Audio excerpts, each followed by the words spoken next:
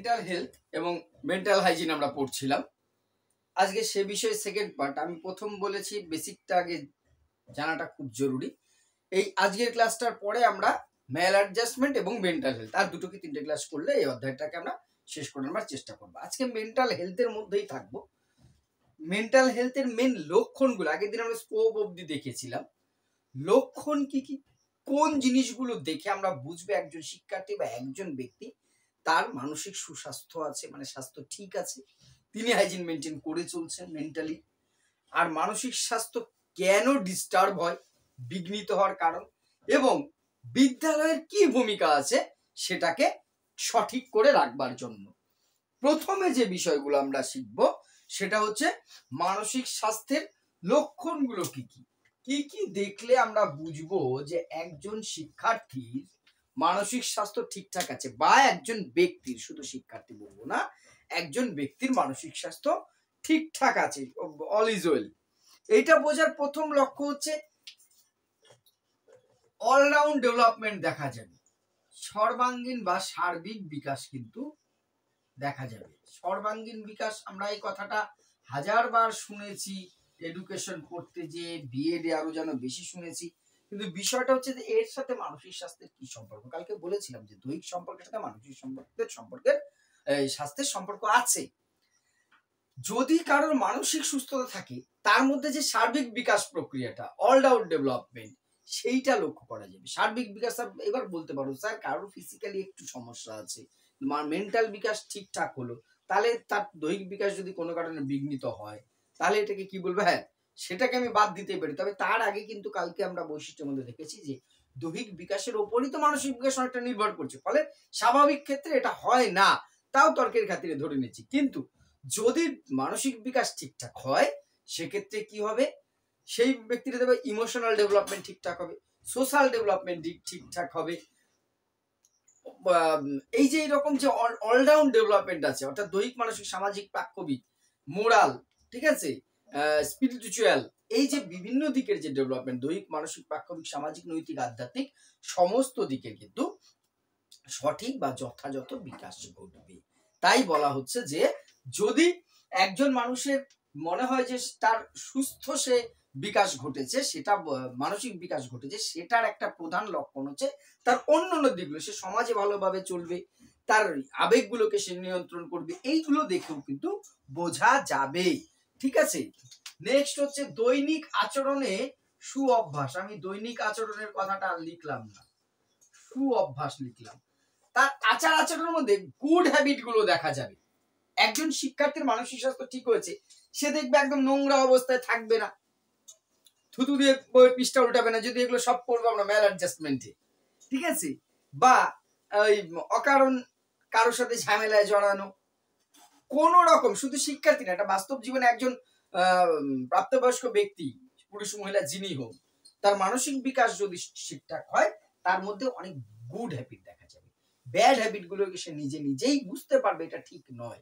একজন সুস্থ স্বাভাবিক মানসিক মেন্টাল হেলথ যার আছে তার মধ্যে দৈনন্দিন জীবনে, বড় বড় ক্ষেত্রে বলছি না, ছোট ছোট ক্ষেত্রে সু অভ্যাসগুলোকে দেখা যাবে। নেক্সট হচ্ছে উদ্যমী ও পরিশ্রমী হবে। এইটা কিন্তু মানসিক বিকাশের একটা অন্যতম লক্ষ্য। যদি একজন ব্যক্তির বা একজন শিক্ষার্থীর মেন্টাল ডেভেলপমেন্ট ঠিক, তার আইকিউ কম হতে পারে, এবার মানসিক বিকাশ সঠিক হয়েছে, মানসিক স্বাস্থ্য, মানসিক বিকাশ বারবার বলে ফেলছে হতে জানি না, মানসিক স্বাস্থ্য যদি ঠিক হয়, মেন্টাল হেলথটা যদি ঠিক থাকে, তিনি উদ্যমী হবে। এবার এখানে একটা কথা, মেন্টাল হেলথ ঠিক আছে মানে তার আইকিউ কি অনেক বেশি হবে, সে উচ্চ বুদ্ধি সম্পন্ন হতেই হবে না, মাঝারি বুদ্ধি সম্পন্ন হতে পারে। তার মানে এই নয় যে মানসিক বিকাশ স্বাস্থ্য, মানসিক স্বাস্থ্য ঠিক আছে মানে তার আইকিউ লেভেল হাই হতে হবে, এরকম কোনো ব্যাপার নেই। মানসিক স্বাস্থ্য যেমনই থাক, আইকিউ তার যে মাত্রায় থাক, যদি মেন্টাল হেলথটা তার ঠিক থাকে, সে যদি হাইজিন মেনটেন করে, তাহলে সেক্ষেত্রে সে সবসময় একটা লক্ষণ দেখে বুঝবো যে সে উদ্যমী হবে, নতুন কিছু করার তাগিদ থাকবে। পারছে না ছেলেটি, কিন্তু করার চেষ্টা করছে, নিজের জীবনে কিছু করার একটা চেষ্টা থাকছে, এইটা একটা মানসিক স্বাস্থ্যের তোমার যে লক্ষণ। তারপর হচ্ছে আত্মনির্ভরতা ও আত্মমর্যাদা। এরপরে আরো ইম্পর্টেন্ট জায়গাটায় আসছি আমি, আত্মনির্ভরতা বা আত্মমর্যাদা। সেলফ ডিপেন্ডেন্ট হওয়ার চেষ্টা করবে, যার যার মেন্টাল হেলথ ঠিকঠাক আছে। অনেকে দেখবে, আমি কয়েকটা উদাহরণ দিচ্ছি, দেখবে অনেক ক্ষেত্রে এই মেন্টাল হেলথ ঠিক না থাকলে মানুষ যে কাজগুলো নিজে পারে সেটার জন্য অন্য কারোর উপর ডিপেন্ডেন্ট হয়ে যায়। এটা করে দে, এটা ও কখন কি বলবে, ও কি ইনস্ট্রাকশন দেবে, এই যে ও ও ও সে সে সে, এইটা কিন্তু একটা মানসিক ব্যাড হেলথের লক্ষণ। যে কাজটা আমি পারি না, ঠিক আছে, কারো সাহায্য নেবো, এটাই স্বাভাবিক, কিন্তু আমি পারি তবু অন্যের ওপরে ডিপেন্ড করছি, অর্থাৎ মেন্টাল হেলথের ক্ষেত্রে আমার কিন্তু সমস্যা হতো। যে মানুষের মেন্টাল হেলথ ঠিক থাকবে, যে শিক্ষার্থী, সে আত্মনির্ভরশীল হবে, আত্মসচেতন হবে, সেলফ কনসিয়াসনেস তার মধ্যে থাকবে, নিজের সম্বন্ধে তার একটা স্পষ্ট আইডিয়া থাকবে, ধারণা থাকবে, ঠিক আছে। নেক্সট হচ্ছে জীবন আদর্শ সম্পর্কে ধারণা। জীবন আদর্শ মানে লাইফের ফিলোসফিটা কি, আমি কি করতে চাই, কি করব, কি করা উচিত, কি করা উচিত নয় আমার জন্য, এই বিষয়গুলো। অর্থাৎ আমি যে স্টেজে দাঁড়িয়ে আছি, তুমি একজন শিক্ষকতা করছো, তারপরে তোমার আচরণটা কি হবে, তোমার জীবনটা কি কি কোন কোন দিকগুলো তুমি হাইলাইট করবে, ফোকাস করবে, তার একটা ধারণা থাকা উচিত। তার বাইরে চলে গেলে তোমার আচার আচরণে কিন্তু অনেকগুলো দিক আছে যা সমাজ তোমাকে দেখে শেখে। অন্যরা করছে মানে আমি করতে পারবো না, এই পেশায় থাকলে সে জিনিসটা অনেক কিছু আছে নিজেকে স্যাক্রিফাইস করতে। ঠিক প্রত্যেকটা মানুষের, প্রত্যেকটা যে যে প্রফেশনে থাকুন না কেন, কিছু জায়গাগুলো এরকম কিন্তু আসে যেখানে আমাকে মেনটেন করতে হতো, জীবন দর্শনটা, জীবন আদর্শটা বোঝার থাকে। নেক্সট হচ্ছে 6 নম্বর, এই পয়েন্টটা ইম্পর্টেন্ট, ইতিবাচক মনোভাব। আরেকটা বলে ছেড়ে দেব, ইতিবাচক, পজিটিভ মাইন্ডেড হওয়া। এই মানসিক অসুস্থ মানুষের অন্যতম একটা বৈশিষ্ট্য হচ্ছে এরা খুব নেগেটিভ মাইন্ডেড হয়। যারা মানসিকভাবে সুস্থ নয়, স্বাস্থ্য ঠিক নেই, এরা নেগেটিভ মাইন্ডেড, সবকিছুতে নিজে তো হবেই না, অন্য কেউ ওই সব সময় কি করবে, মানে হবে না, ও মরবে, এই যে এই টেন্ডেন্সি সব সময়, এইটা হচ্ছে মানসিক অসুস্থতার লক্ষণ। যার মানসিক সুস্থতা ঠিক থাকবে তিনি সবসময় কি হবে, পজিটিভ মাইন্ডেড, ইতিবাচক মনোভাব থাকবে। হ্যাঁ, আরে পারবো না মানে, আরে হবে, তোমার হবে না চাকরি, এর হবে না, ওর হবে না, তো এডুকেশনের চাকরিটা পাবে কি, কজন খাটছে তোমার মতন। এই যে এই জায়গাটা, ওভার কনফিডেন্সের কথা বলছি না, কিন্তু পজিটিভনেসের কথা বলছি। এই সবাই ভাবছে স্যার এ হবে না, আরে বাবা তোমরা খাচ্ছ, তুমি খাচ্ছ, এ খাচ্ছ, এ খাচ্ছ, এ পাবে না, ও পাবে না, ও পাবে না, তাহলে এডুকেশন চাকরি কে করবে, এইটা ভাবো একবার। মঙ্গল গ্রহ থেকে আসবে না ওই ইউপি থেকে বা মহারাষ্ট্র থেকে আসবে এখানে এডুকেশন বিষয়ে পরীক্ষা দিয়ে চাকরি করতে, তোমাদের মধ্যে থেকেই পাবে। এই যে এই জিনিসটা পজিটিভ, ইতিবাচক মনোভাব বিভিন্ন কাজের ক্ষেত্রে, এটা খুব জরুরি, এবং এটা হচ্ছে মানসিক স্বাস্থ্যের অন্যতম একটা লক্ষ্য, ঠিক আছে। অনেকগুলো আছে, আর বলছি না, আর এইটা বলে আমি ছেড়ে দিচ্ছি এইখানটায়, পরের পার্টে আছে শান্ত ও ধৈর্যশীল। শান্ত ও ধৈর্যশীল মানে মানসিক স্বাস্থ্যের অন্যতম একটি বৈশিষ্ট্য হচ্ছে যার মেন্টাল হেলথ ঠিকঠাক আছে, ব্যালেন্স আছে, তিনি সবসময় শান্ত হবে এবং ধৈর্যশীল হবেন। মানে হঠাৎ করে উত্তেজিত হয়ে যাবেন না, ধৈর্য না থাকলে উত্তেজিত হয়ে যায়। এই শান্ত আছে, হঠাৎ করে যেখানে সেখানে যার তার উপরে রেগে গেলেন, যা তা বলে দিলেন, পরক্ষণে দেখলেন না ঠিক হয়নি, ওই দিনে 7 বার করে ফরগিভ মি, এই জিনিসটা তার মধ্যে আসবে কম। যদিও এইটা করা খুব সাহসের ব্যাপার, তাও আমি বলছি তারা অনেক বেশি শান্ত স্বভাবের হবে। শান্ত মানে এই নয় ল্যাদ খেয়ে এইভাবে পড়ে আছে তো পড়েই আছে, কথা বলছে না, হুঁ করে, সেইটা বলছি না, কথা বলবে, মিশবে, সামাজিকতা থাকবে, সব দিক থেকে এক্সপার্ট হবে, কিন্তু তিনি শান্ত প্রকৃতির হবেন। মানসিক স্বাস্থ্যের একটা অন্যতম এটা লক্ষ্য, ধৈর্যচ্যুত সহজে হবে না। এইবার আসবো মানসিক শান্তি বিঘ্নিত কেন হয়। এই মানসিক শান্তি বলছি, মানসিক বিকাশ বলে ফেলছি, আসলে বিষয়টা কিন্তু তোমরা মানসিক স্বাস্থ্য হিসেবে দেখো, আমার হয়তো বলতে অনেক সময় উল্টোপাল্টা করে ফেলছি। তাহলে বিঘ্নিত হবার কারণ কি, নষ্ট কেন হয় এই মানসিক স্বাস্থ্য বিঘ্নিত হবার কারণগুলো এবার আমরা দেখব।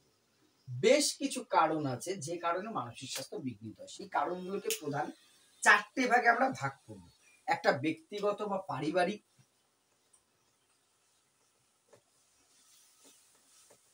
ব্যক্তিগতকেই পারিবারিক বলতে পারি, এরকম টোটাল 4টে আছে। তারপরে সে সামাজিক, জৈবিক মনস্তাত্ত্বিক, ঠিক আছে।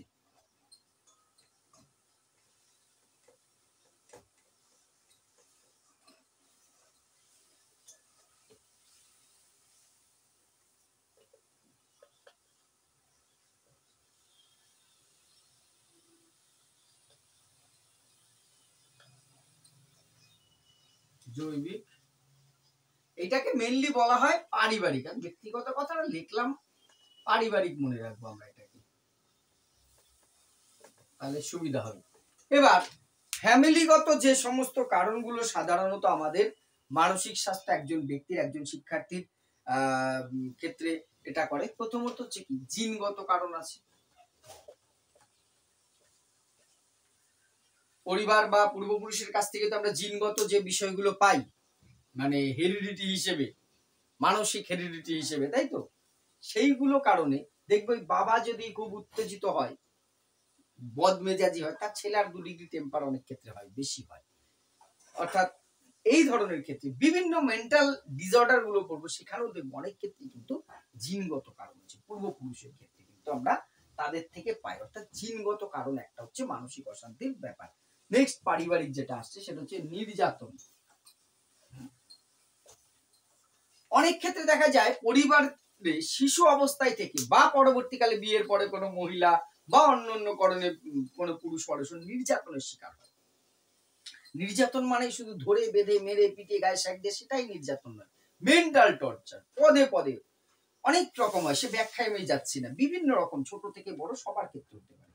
দীর্ঘদিনের নির্যাতন কি করে, যে আমাদের মানসিক যে ব্যালেন্স সেটাকে ব্যালেন্স করে তোলে, এবং ফলে আমাদের মধ্যে একটা মানে কি বলবো অস্থিরতা সৃষ্টি করে, যেগুলো আমাদের মেন্টাল হেলথের পরিপন্থী, মানসিক স্বাস্থ্য সেক্ষেত্রে খারাপ হয়।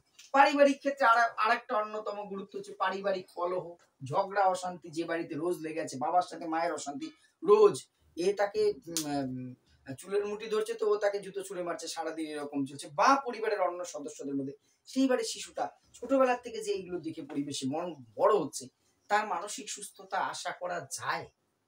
কখনোই নয়। ফলে এই পারিবারিক কলহ কি হয়, পারিবারিক কলহ কিন্তু মানসিক অশান্তির অন্যতম কারণ। নেক্সট হচ্ছে একাকিত্ব অনেক ক্ষেত্রে আসে। দেখা গেল পারিবারিক অশান্তির কারণেই এটা মেনলি তোমার যে আসছে, যে কারোর সাথে বনিবনা হচ্ছে না, বা বাবা মায়ের ডিভোর্স হয়ে গেছে, এই যে মনের মধ্যে শিশুর একটা ইফেক্ট পড়ে, এটার থেকে একটা সবার মাঝে থেকেও সে একাকিত্ব ফিল করে। আমরা বড়রা অনেক ক্ষেত্রে করি, তাই না?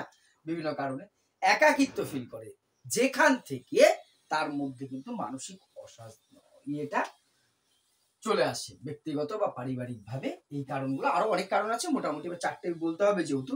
সামাজিক কারণে প্রথম হচ্ছে সামাজিক অবহেলা।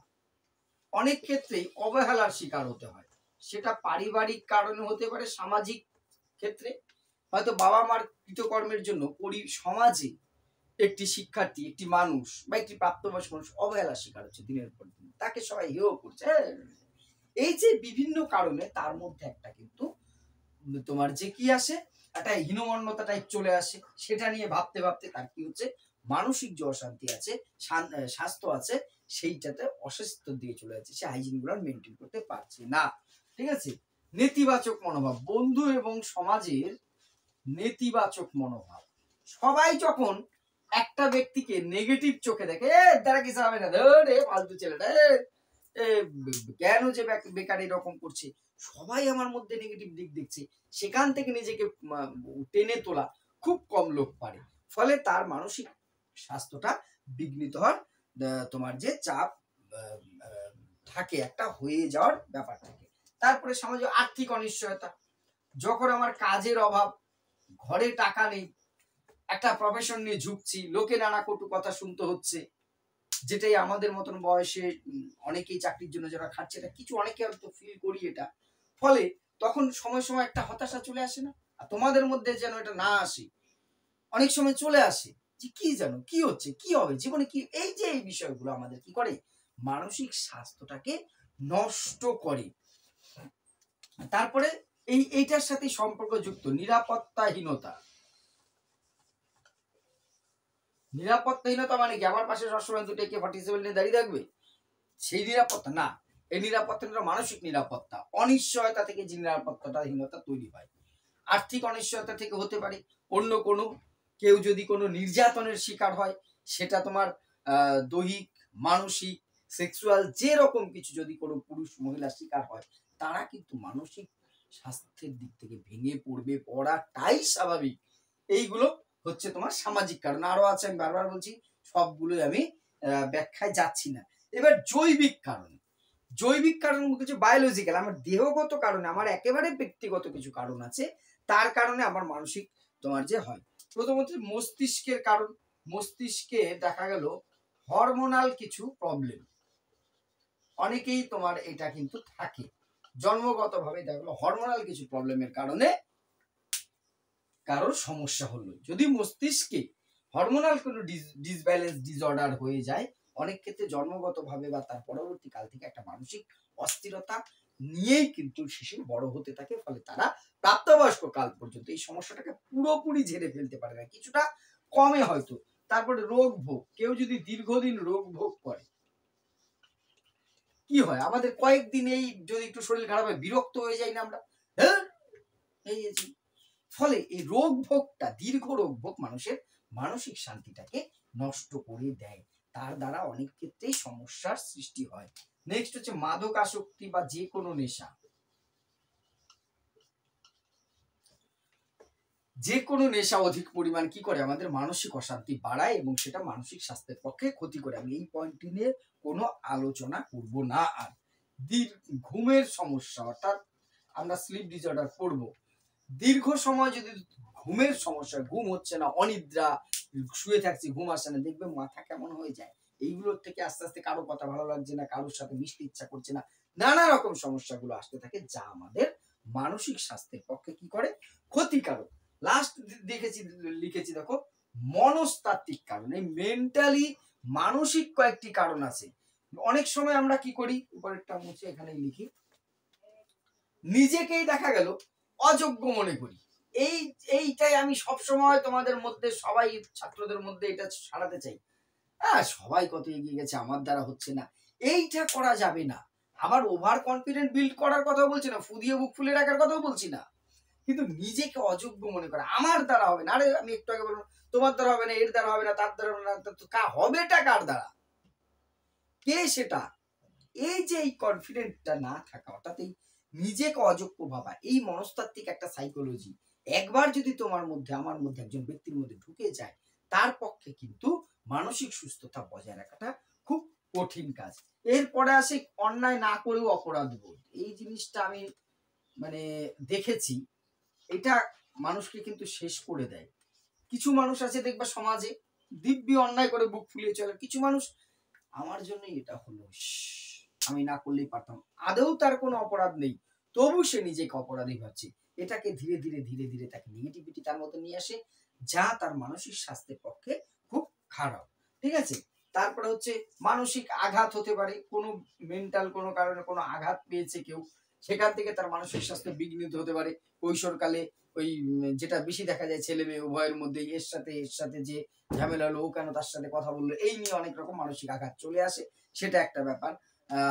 আর লাস্ট যেটা আছে অপ্রাপ্তি, আমাদের অনেক অপ্রাপ্তি থাকে ব্যক্তিগত জীবনে, পারিবারিক কারণে, বিভিন্ন কারণে আমার মধ্যে যে অপ্রাপ্তি আছে, সে অপ্রাপ্তিগুলো আমার না পাওয়ার কারণে আমি কি করছি, আমার মধ্যে কিন্তু একটা সমস্যা তৈরি হচ্ছে, যা আমার মানসিক স্বাস্থ্য বিঘ্নিত হচ্ছে বা বিঘ্নিত করছে। এইবার আসছি লাস্ট পার্ট আজকের মতো, সেটা হচ্ছে বিদ্যালয়ের ভূমিকাটা কি হবে।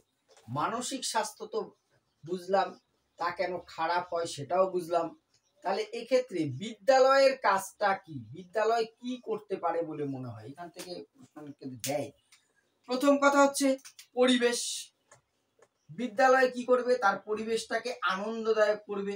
এই যে ছেলে মেয়েদের মধ্যে এই ধরনের সমস্যা যদি আসে, হীনমন্যতা বোধ, পারিবারিক চাপ, অনেকটা কাটিয়ে উঠতে পারি স্কুল পরিবেশটা যদি এনজয় করার মতন হয় না, ছেলে মেয়েরা ভাববে যে না স্কুলে অন্তত যাই, একটু ভালো লাগবে, একটু ভালো লাগার জায়গা, এই আনন্দময় পরিবেশ তৈরি করে দেওয়া, ভেদাভেদ না করা। স্কুল হবে এমন একটা জায়গা, পরিবারে অনেক সময় শিক্ষার্থীরা ভেদাভেদের শিক্ষার হয়, শিশু ভেদাভেদের শিকার হয়, ভাই বোন দুজনের মধ্যে, ছেলে মেয়ের মধ্যে ভেদাভেদ আছে, বড় ছোটর মধ্যে ভেদাভেদ আছে, বিভিন্ন কারণ আছে, সেগুলো আর এখন যাচ্ছি না। এই ভেদাভেদটা স্কুলে অন্তত যাতে ধর্মীয় ভাবে, সামাজিক ভাবে বা জাতিগত ভাবে না হয়, খুব দুর্ভাগ্যজনক হলে পরে কোনো প্রতিষ্ঠানে হয় না আশা করি, সেটা যেন একেবারেই না হয়। শুধু তাই নয়, ভালো ছাত্রকে প্রায়োরিটি দেব, কিন্তু তার মানে এই নয় খারাপ ছাত্র পড়ার জন্য আমি বকুনি ঝুকুনি একটু করলাম, কিন্তু তাকে আমি দুৎসাহী করে রাখবো, কোনো কিছুতেই পার্টিসিপেট করে দেবে তোর দ্বারা হবে না, এইগুলো তো তার মধ্যে মানসিক অশান্তি তৈরি করে দেবে। অর্থাৎ অশান্তি থেকে আসবে মেন্টাল হেলথের প্রশ্নটা, যেটা নাড়িয়ে দেবে তাকে। আর সহ পাঠ্যক্রমকে গুরুত্ব দেওয়া, কো কারিকুলার অ্যাক্টিভিটিস যেটা আছে, এইটাই কিন্তু সব ধরনের শিক্ষার্থীরা কি করে, আনন্দ করে পড়ে, ঠিক আছে, এই বিষয়টাকে গুরুত্ব দেওয়ার কথা বলা হয়েছে। তো সহ পাঠ্যক্রমকে কি করতে হবে, আমাদের গুরুত্ব দিতে হবে। বিদ্যালয়গুলো যদি সেটা করে তাহলে মানসিকভাবে অনেকটা রিল্যাক্স হবে। শিক্ষকের ভূমিকা, শিক্ষক কি করবেন, সহানুভূতিশীল হবেন।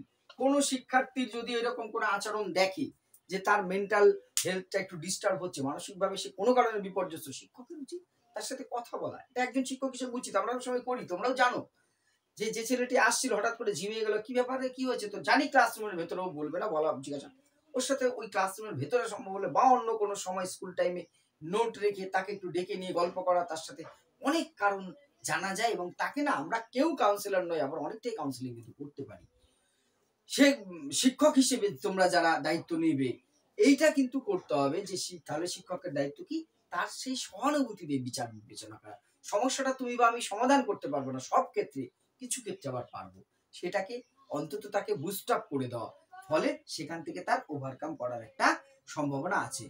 আর যেটা পরিবার ও বিদ্যালয়ের একটা সম্পর্ক স্থাপন, ফ্যামিলি আর বিদ্যালয়ের মধ্যে সম্পর্কটা খুব ব্যাপার। এই জন্য কি করা হয়, পিটিএ, তাই না, parent teacher association, parent teacher association যেটা অভিভাবক সভা, এই প্যারেন্ট টিচার অ্যাসোসিয়েশনটাকে অনেক অনেকখানি কি করা, আরো বেশি স্ট্রং করা, শক্তিশালী করার দরকার। অর্থাৎ আমি শিশুর কাছে শুনলাম যে ওর বাড়িতে ওকে করেছে, ওর ভাইকে বেশি ভালোবাসছে, ওকে বাসছে না, ওর জন্য খুব সমস্যা। এইবার সেটা আমার তো তাহলে ওর বাবা মায়ের সাথে কনসাল্ট করতে হবে, সত্য মিথ্যা জানার প্রয়োজন আছে, প্লাস তাদেরও বোঝানোর দরকার আছে। এই কমিউনিকেশন গ্যাপটা অনেক ক্ষেত্রে কিন্তু আরো সমস্যা বাড়ায়। এই জন্য বলছি অভিভাবকের সাথে শিক্ষকদের, পরিবার আর শিক্ষকদের মধ্যে একটা সেতু বন্ধর তোমার যে দরকার।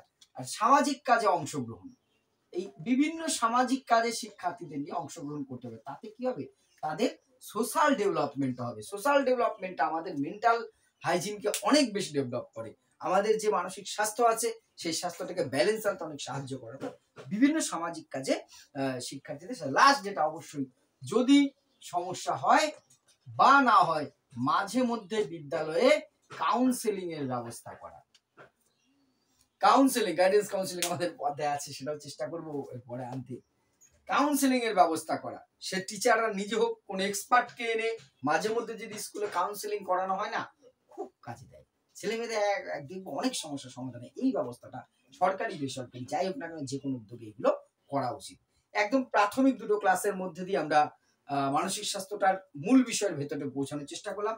নেক্সট ক্লাসে ম্যাল অ্যাডজাস্টমেন্ট, অপসংগতিমূলক আচরণ, তার কারণ, তার প্রতিকার নিয়ে আলোচনা করবো, একটু বড় হবে হয়তো ক্লাসটা।